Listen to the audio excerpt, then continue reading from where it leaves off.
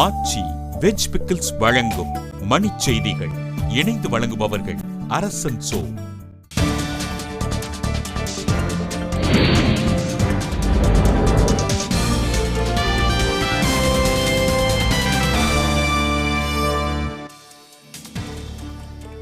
கடும் அமளி காரணமாக மாநிலங்களவை திங்கட்கிழமை பகல் 12 மணி வரை ஒத்திவைப்பு.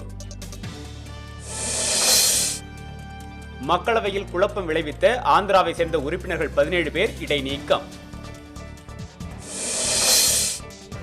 நாடாளுமன்றத்தில் நடைபெற்ற விரும்பத்தகாத நிகழ்வுகள் காங்கிரஸ் நடத்திய நாடகம் என சுஷ்மா ஸ்வராஜ் குற்றச்சாட்டு. தமிழகத்தில் 2014-15 ஆண்டுக்கான மது விற்பனை இலக்கு 26,000 கோடி ரூபாயாக அதிகரிப்பு. தமிழக சட்டப்பேரவையில் நிதிநிலை அறிக்கை மீதான விவாதம் 4 நாட்கள் நடைபெறும் என அறிவிப்பு.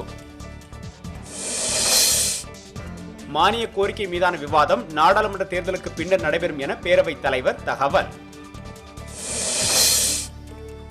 கொளத்தூர் மணி மீதான தேசிய பாதுகாப்பு சட்டத்தை ரத்து செய்து சென்னை உயர்நீதிமன்றம் ஆணை. மறைந்த இயக்குனர் பாலு மகேந்திராவின் உடல் பொதுமக்கள் அஞ்சலிக்காக அவரது பயிற்சி பட்டறை கூடத்தில் வைப்பு.